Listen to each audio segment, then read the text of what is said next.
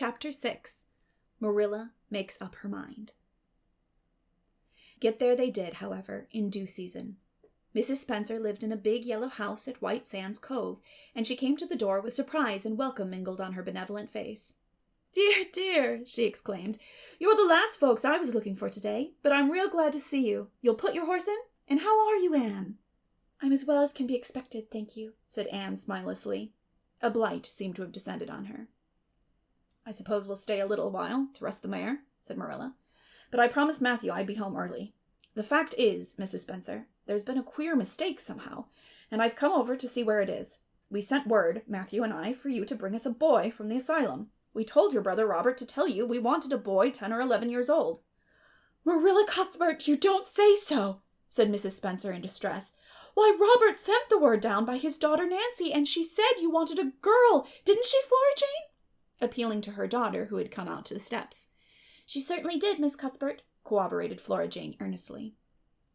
"I'm dreadful sorry," said Mrs. Spencer. "It is too bad, but it certainly wasn't my fault, you see, Miss Cuthbert. I did the best I could, and I thought I was following your instructions.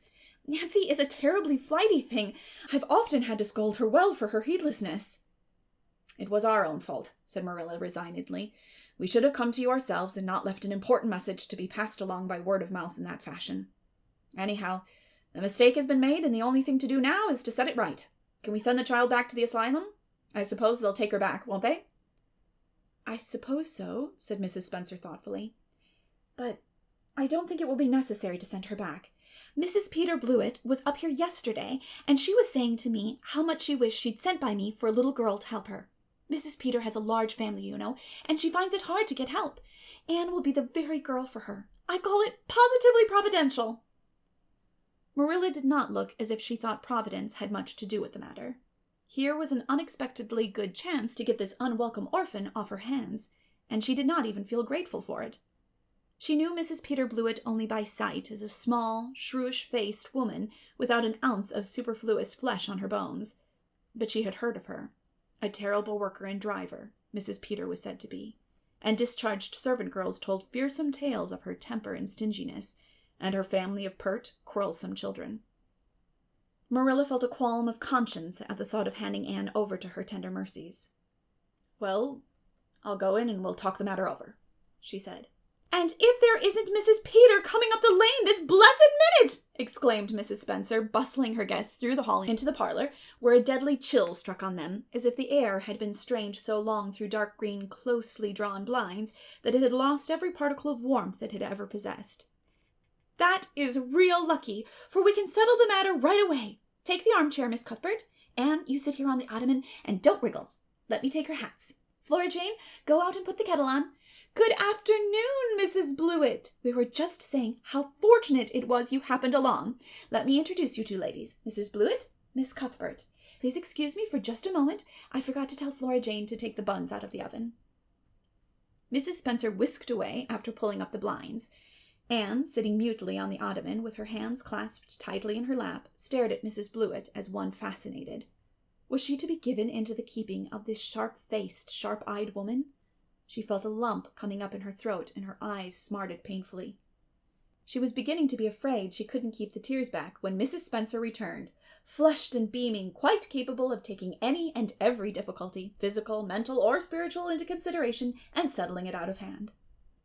"It seems there's been a mistake about this little girl, Mrs. Blewett," she said. "I was under the impression that Mr. and Miss Cuthbert wanted a little girl to adopt. I was certainly told so, but it seems it was a boy they wanted. So, if you're still of the same mind you were yesterday, I think she'll be just the thing for you."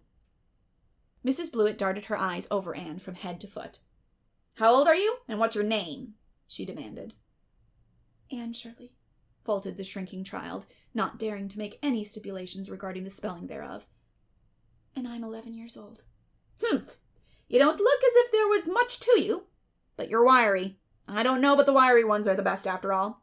Well, if I take you, you'll have to be a good girl, you know. Good and smart and respectful. I'll expect you to earn your keep, and no mistake about that. Yes, I suppose I might as well take her off your hands, Miss Cuthbert. The baby's awful fractious, and I'm clean worn out attending to him. If you like, I can take her right home now." Marilla looked at Anne, and softened at sight of the child's pale face with its look of mute misery. The misery of a helpless little creature who finds itself once more caught in the trap from which it had escaped. Marilla felt an uncomfortable conviction that, if she denied the appeal of that look, it would haunt her to her dying day. Moreover, she did not fancy Mrs. Blewett. To hand a sensitive, high-strung child over to such a woman, no, she could not take the responsibility of doing that. "Well, I don't know," she said slowly. "I didn't say that Matthew and I had absolutely decided that we wouldn't keep her. In fact, I may say that Matthew is disposed to keep her. I just came over to find out how the mistake had occurred. I think I'd better take her home again and talk it over with Matthew. I feel that I oughtn't to decide on anything without consulting him. If we make up our mind not to keep her, we'll bring or send her over to you tomorrow night.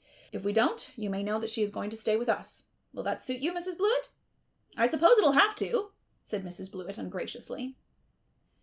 During Marilla's speech, a sunrise had been dawning on Anne's face. First, the look of despair faded out. Then came a faint flush of hope. Her eyes grew deep and bright as morning stars. The child was quite transfigured, and a moment later, when Mrs. Spencer and Mrs. Blewett went out in quest of a recipe the latter had come to borrow, she sprang up and flew across the room to Marilla. "Oh, Miss Cuthbert, did you really say that perhaps you would let me stay at Green Gables?"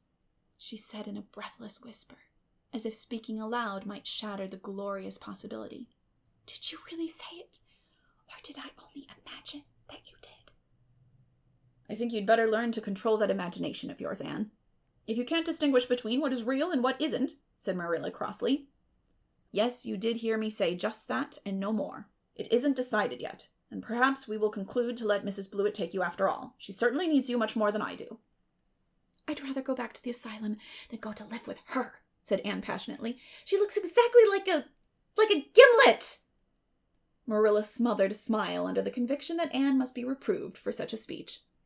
"A little girl like you should be ashamed of talking so about a lady and a stranger," she said severely. "Go back and sit down quietly and hold your tongue, and behave as a good girl should."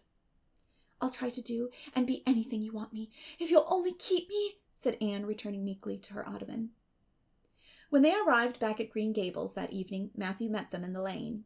Marilla from afar had noted him prowling along it and guessed his motive. She was prepared for the relief she read in his face when he saw that she had at least brought Anne back with her. But she said nothing to him, relative to the affair, until they were both out in the yard behind the barn milking the cows. Then she briefly told him Anne's history and the result of the interview with Mrs. Spencer. "I wouldn't give a dog I liked to that Blewett woman," said Matthew with unusual vim. "I don't fancy her style myself," admitted Marilla. "But it's that or keeping her ourselves, Matthew. And since you seem to want her, I suppose I'm willing, or have to be. I've been thinking over the idea, till I've got kind of used to it. It seems a sort of duty. I've never brought up a child, especially a girl, and I dare say I'll make a terrible mess of it, but I'll do my best. So far as I'm concerned, Matthew, she may stay." Matthew's shy face was a glow of delight. "Well, now, I reckon you'd come to see it in that light, Marilla," he said. "She's just an interesting little thing." "It'd be more to the point if you could say she was a useful little thing," retorted Marilla. "But I'll make it my business to see she's trained to be that. And mind, Matthew, you're not to go interfering with my methods. Perhaps an old maid doesn't know much about bringing up a child, but I guess she knows more than an old bachelor. So you just leave me to manage her. When I fail, it'll be time enough to put your oar in." There, Marilla, you can have your own way," said Matthew reassuringly. "Only be as good and kind to her as you can be without spoiling her. I kind of think she's one of the sort you can do anything with if you only get her to love you." Marilla sniffed, to express her contempt for Matthew's opinions concerning anything feminine, and walked off to the dairy with the pails. "I won't tell her tonight that she can stay," she reflected, as she strained the milk into the creamers. "She'd be so excited that she wouldn't sleep a wink. Marilla Cuthbert, you're fairly in for it.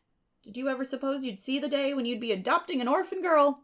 It's surprising enough, but not so surprising as that Matthew should be at the bottom of it, him that always seemed to have such a mortal dread of little girls. Anyhow, you've decided on the experiment, and goodness only knows what will come of it."